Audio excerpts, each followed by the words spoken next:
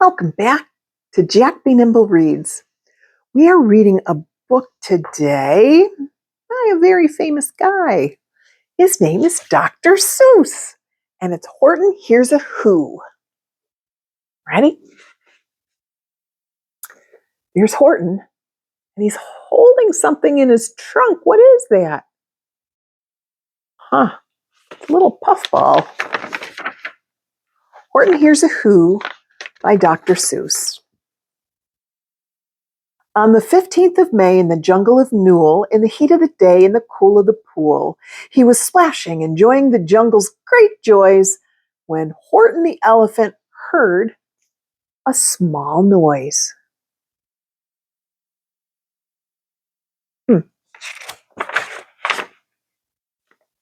So Horton stopped splashing. He looked toward the sound.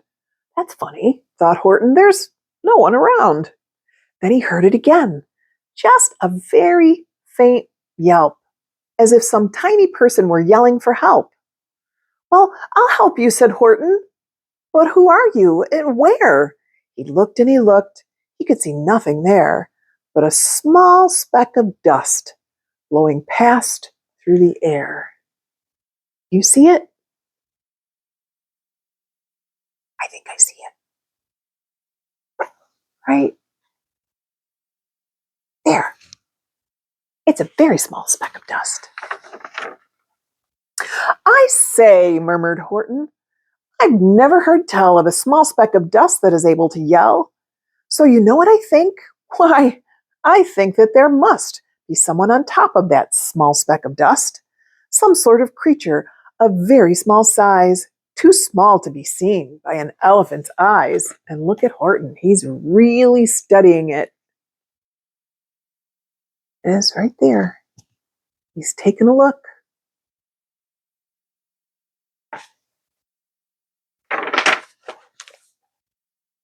Some poor little person who's shaking with fear, then he'll blow in the pool with no way to steer.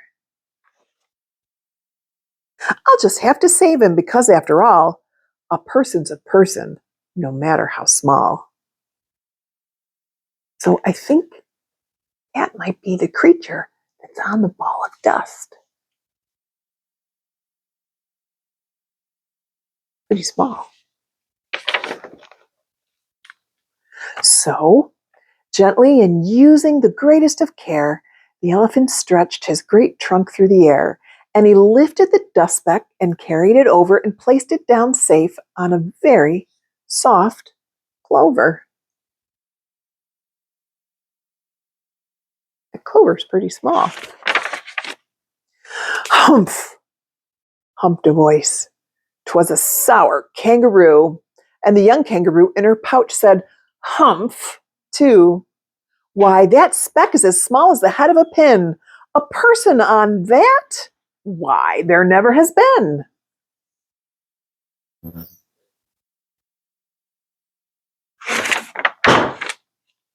Believe me, said Horton, I'll tell you sincerely, my ears are quite clean. My ears are quite keen, and I heard him quite clearly.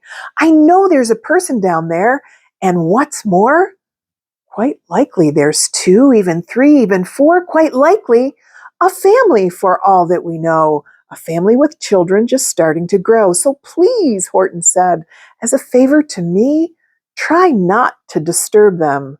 Just please, let them be. There's the family. I think you are a fool, laughed the sour kangaroo, and the young kangaroo in her pouch said, me too. You're the biggest blamed fool in the jungle of Newell, and the kangaroos plunged into the cool of the pool. What terrible splashing, the elephant frowned.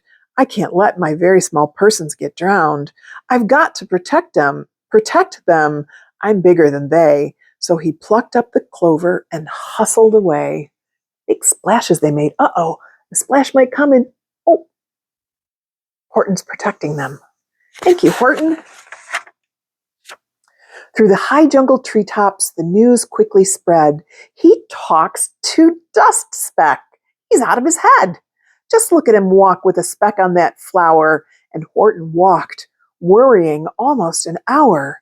Should I put this speck down? Horton thought with alarm. If I do, these small persons may come to great harm.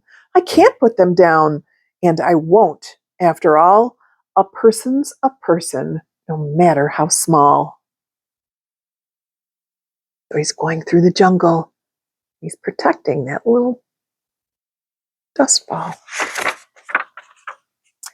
Then Horton stopped walking. The speck voice was talking. The voice was so faint he could just barely hear it. Speak up, please, said Horton. He put his ear near it. My friend, came the voice. You are a very fine friend. You've helped us. You've helped all us folks on this dust speck no end. You saved all our houses, our ceilings, our floors. You've saved all our churches and grocery stores. Speck is talking. You mean? Horton gasped. You have buildings there too? Oh, yes, piped the voice. We most certainly do.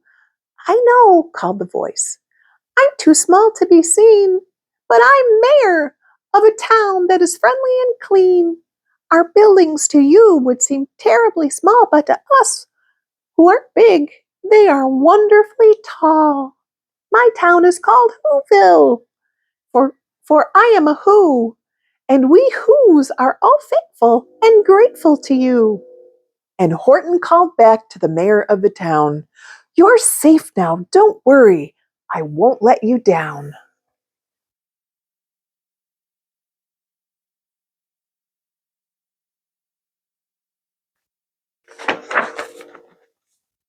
But just as he spoke to the mayor on the speck, 3 big jungle monkeys climbed on Horton's neck. The Wickersham brothers came shouting, What rot! This elephant's talking to Whos who are not. There aren't any Whos, and they don't have a mayor, and we're going to stop all this nonsense. So there. Uh-oh. Whos might be in trouble.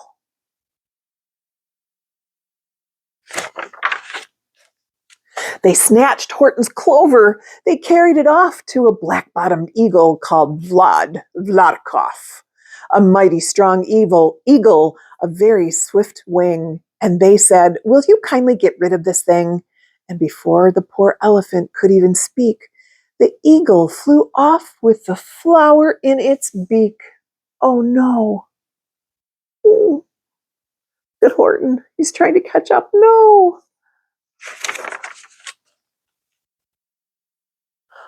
All that late afternoon and far into the night, that black-bottomed bird flapped his wings in fast flight, while Horton chased after with groans over stones that tattered his toenails and battered his bones, and begged, Please, don't harm all my little folks, who have so much right to live as us bigger folks do. But far, far beyond him, that eagle kept flapping, and over his shoulder called back, Quit your yapping. I'll fly the night through. I'm a bird. I don't mind. And I'll hide this tomorrow where you'll never find it. Okay. So there's the eagle. And there's Horton trying to catch up. Oh boy. What's going to happen? Oh. And at 6:56 the next morning, he did. It was sure a terrible place that he hid it. He let that small clover drop somewhere inside of a great patch of clovers 100 miles wide. Oh, find that, sneered the bird. But I think you will fail. And he left with the flip of his black-bottomed tail. Oh no, look at all those clovers.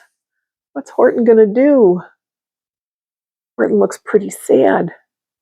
Oh. I'll find it, cried Horton. I'll find it or bust. I shall find my friends on my small speck of dust. And clover by clover by clover with care, he picked up and searched them and called, "Are you there?" But clover by clover by clover, he found that one that was sought for was just not around. And by noon, poor old Horton, more dead than alive, had picked, searched, and piled up 9,005. Wow, he was really searching for his friends. Then, on through the afternoon, hour after hour, till he found them at last on the 3 millionth flower. "My friends," cried the elephant, "tell me, do tell, are you safe? Are you sound? Are you whole? Are you well?"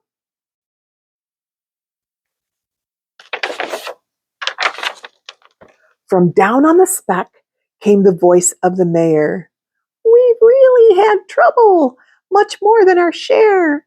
When that black-bottomed birdie let go and we dropped, we landed so hard that our clocks have all stopped. Our teapots are broken, our rocking chair smashed, and our bicycle tires all blew up when we crashed. So, Horton, please," pleaded the voice of the mayor's, "will you stick up? Will you stick by us who's while we're making repairs?" "Of course," Horton said. "Of course I will stick. I'll stick by you small folks through the thin and through the thick." So it looks like they're going to be doing a lot of repairs.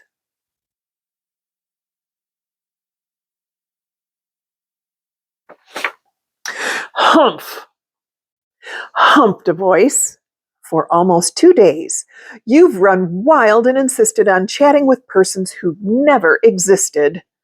On such carrying ons in our peaceable jungle, we've had quite enough of your bellowing bungle, and I'm sure here to state," snapped that big kangaroo, "that your silly nonsensical game is all through."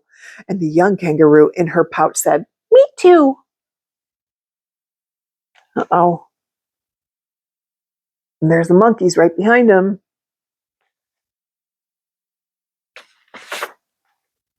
With the help of the Wickersham brothers and dozens of Wickersham uncles and dozens of Wickersham cousins and Wickersham in-laws whose help I've engaged, we're going to be roped and you're going to be caged. And as for your dust speck, ha! That we shall boil in a hot steaming kettle of bezel nut oil. "Boil it?" gasped Horton. "Oh, that you can't do. It's full of persons. I'll prove it to you." Uh-oh. So there's the bezel nut oil, and there's all the Wickersham brothers and the kangaroo, and oh, Horton's really protecting it.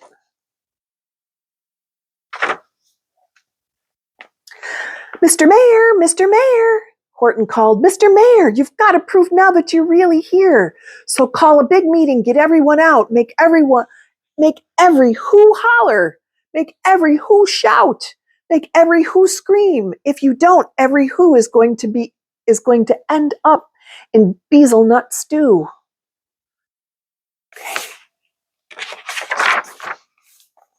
And down on the dusk speck, the scared little mayor, quick, called a big meeting in Whoville Town Square, and as people cried loudly, they cried out in fear, "We're here! We're here! We're here! We're here!" Oh, they're trying.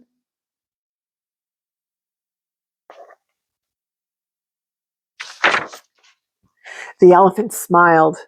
"That was clear as a bell. You kangaroos surely had heard that very well." "All I heard," said the big kangaroo, "was the breeze and the faint sound of wind through the far distant trees. I heard no small voices, and you didn't either." And the young kangaroo in her pouch said, "Me neither."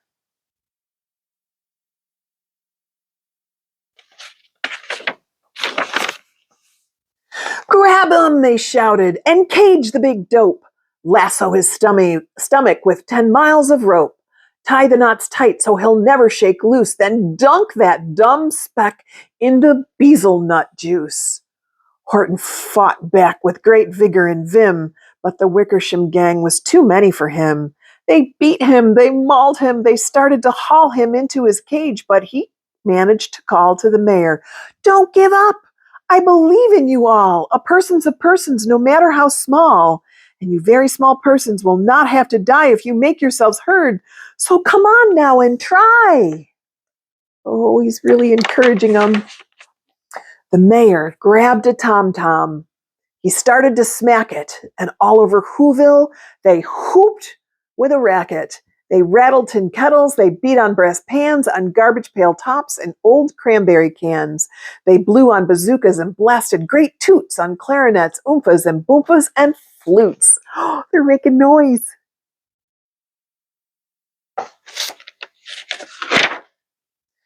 Great gusts of loud racket rang high through the air. They rattled and shook the whole sky. And the mayor called up through the howling mad hullabaloo. Hey, Horton, how's this? Is our sound coming through?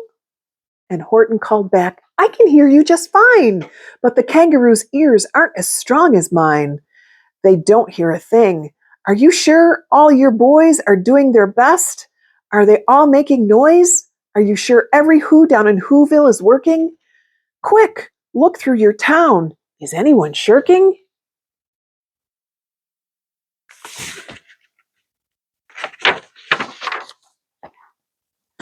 Through the town rushed the mayor from the east to the west, but everyone seemed to be doing their best. Everyone seemed to be yapping and yipping. Everyone seemed to be beeping and bipping, but it wasn't enough. All this ruckus and roar, he had to find someone to help him make more. He raced through each building. He searched floor to floor.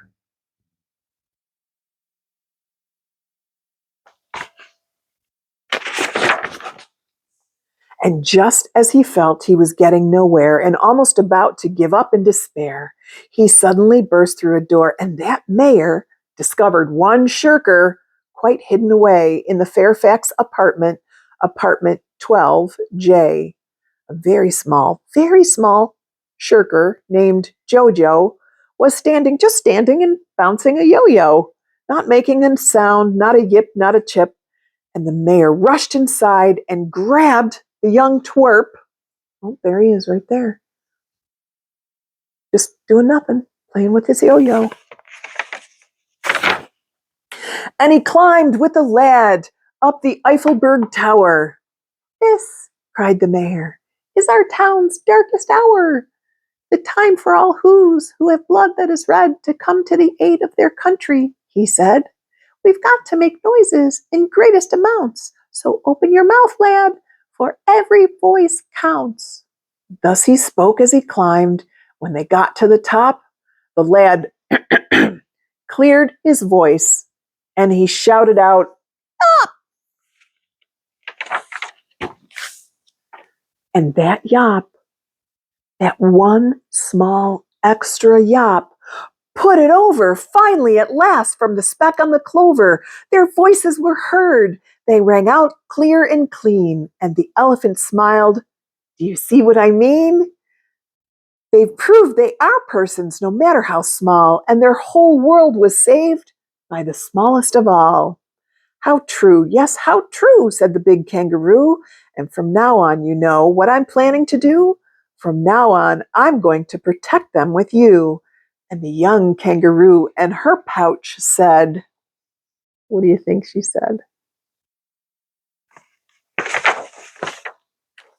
Me too. From sun in the summer, from rain when it's fallish, I'm going to protect them, no matter how smallish. Thanks, everybody. That was a little longer today than normal, but I'm so glad that you stayed for it. Remember, thank you, I love you, and Jesus loves you too. Bye, everybody.